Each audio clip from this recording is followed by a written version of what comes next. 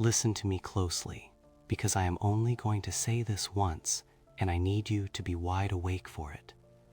Put down the phone, stop scrolling, and look at your life right now. I mean, really look at it. It is January, or maybe it is February, or hell, maybe it is a random Tuesday in July, but the feeling is exactly the same. You feel that itch, don't you? That disgusting, vibrating anxiety in your chest that tells you that you are not enough, that you are falling behind, that you are just another gray, faceless extra in the background of someone else's movie. And what is your instinct?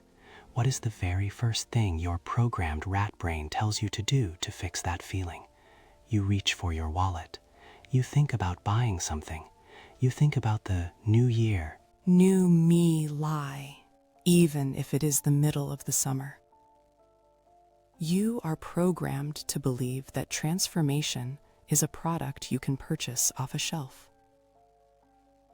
Let's paint the picture. It is the first week of the year. You are hungover from cheap champagne and expensive regrets. You look in the mirror and you see the extra 10 pounds, the tired eyes, the lack of spark. You look at your bank account and you see the devastation from the holidays. The money you spent buying plastic garbage for people you do not even like, to impress relatives who talk behind your back. And in that moment of vulnerability, the matrix opens its jaws and swallows you whole. You decide to change. But you do not decide to change your mind. You decide to change your inventory. You go out and you buy the premium gym membership for $150 a month, plus a sign-up fee that is basically a stupidity tax. You buy $300 worth of neon-colored activewear because you have convinced yourself that if you dress like an athlete, the sweat will just happen by magic. You buy the leather-bound planner for $50 that has Manifest Your Dreams embossed in gold foil on the cover. You buy the organic kale, the expensive supplements, the juicer that takes 40 minutes to clean. You are swiping that credit card, and with every beep of the terminal, you get a hit of cheap dopamine. You feel productive. You feel like a winner. You feel like you have already achieved the goal just because you bought the starter kit. But let me tell you what you actually did. You did not buy change. You bought liabilities. You bought a costume for a character you are too lazy to play. You are playing dress-up in the prison yard. This is the grandest scam of the modern era. The idea that a resolution is a transaction. You are a rat running on a wheel, and you think painting the wheel red makes you a race car driver. It is pathetic. It is visceral, deeply ingrained stupidity, and it is exactly what the system needs you to do to keep the lights on. Now, let's peel back the skin of this beast and look at the anatomy of the trap. You have to understand that there are rooms full of behavioral psychologists, data scientists, and marketing geniuses who are infinitely smarter than you are when you are in this emotional state. They know about the fresh start effect. It is a cognitive bias.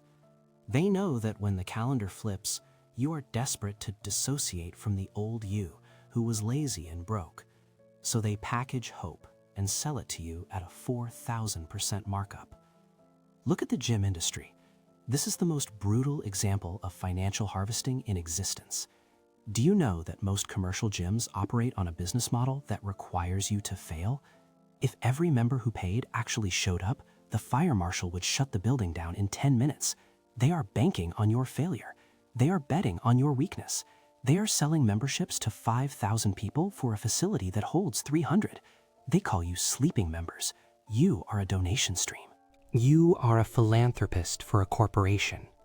You are paying rent for a body you do not inhabit. And it goes deeper. Think about the car dealerships. New Year's sales event. Why?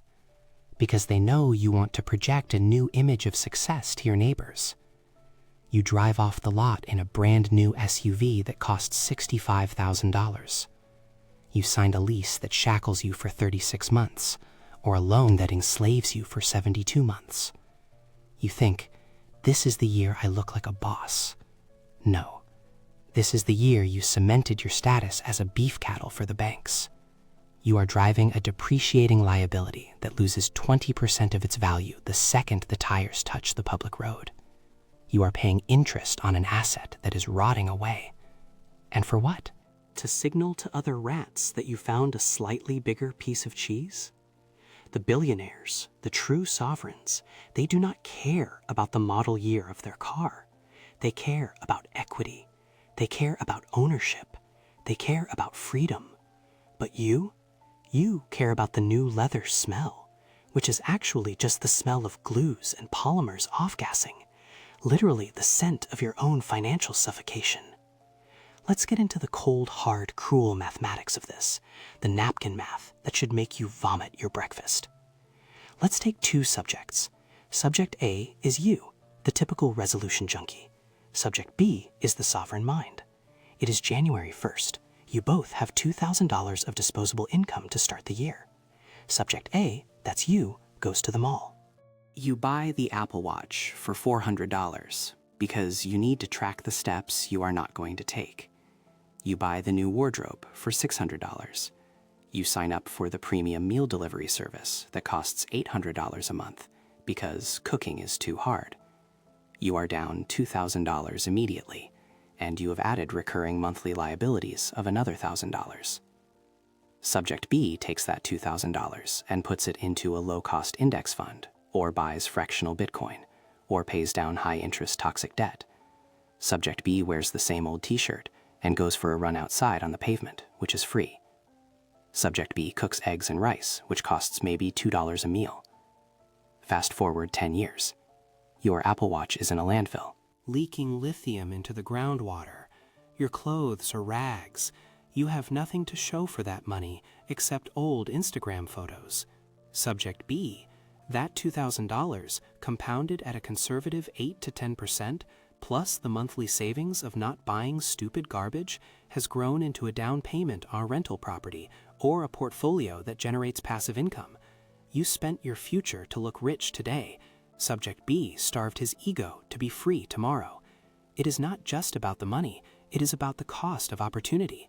Every dollar you spend on a resolution toy is a soldier you just executed instead of sending out to capture territory for your freedom.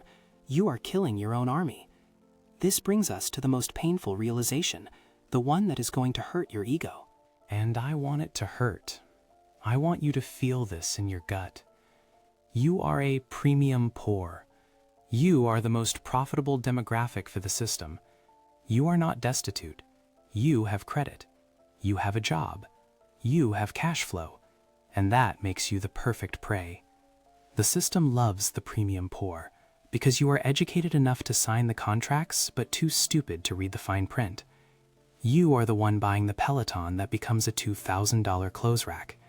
You are the one upgrading your iPhone every September because the camera has 1 more megapixel. You are buying lifestyle. You are buying an aesthetic. You have been tricked into believing that change is external. You think if you change the scenery, the actor changes. But if you take a rat from a sewer and put him in a golden cage, he is still a rat. He is just a rat with a better view of his own captivity. You are decorating your cell. You are putting up wallpaper in a burning building. You buy the organizing bins from the Container Store to organize the junk you bought from Amazon, creating a hierarchy of trash in your house. It is a nesting doll of consumerism.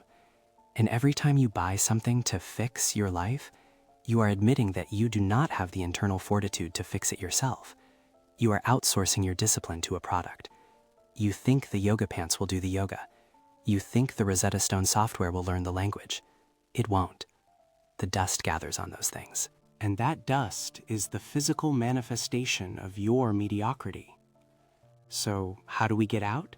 How do we escape this labyrinth of new year, new liability? You have to stop being a consumer of change and start being a producer of discipline. The exit door is not in a store. The exit door is in your mind, and it is locked from the inside. Real change is boring. Real change is quiet. Real change is free. You want to get in shape? Do push-ups on your floor until your arms fail. Then drink tap water. Cost $0. You want to get smarter?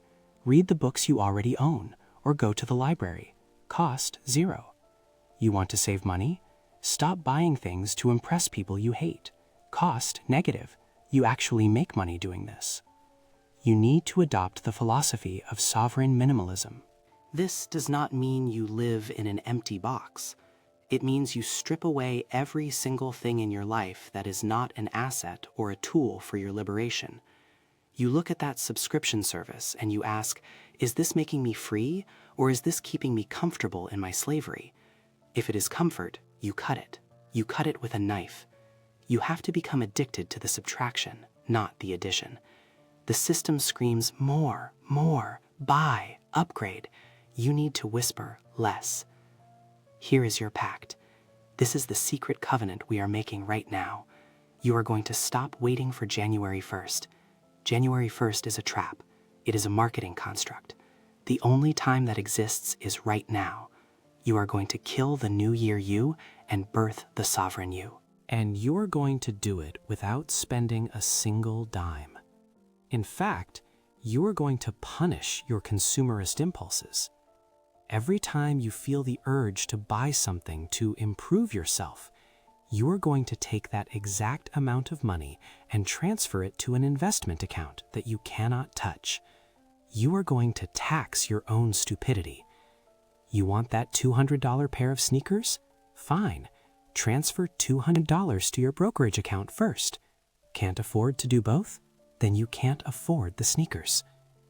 I want you to leave a comment down below to show me who is actually awake and who is just sleepwalking through this audio. I want you to write the phrase golden handcuffs. Write it, golden handcuffs, because that is what your resolutions are. They are shiny, pretty restraints that you put on your own wrists. When I see that comment, I know you understand that the things you buy are the things that own you. Stop buying the lie. Stop funding your own imprisonment. The revolution is not televised, and it definitely is not sold on Amazon Prime. The revolution happens in silence, in the dark, when you look at the Buy Now button and you close the tab. That is the moment the rat dies and the man is born. Wake up, get to work, and for the love of everything holy, keep your credit card in your pocket.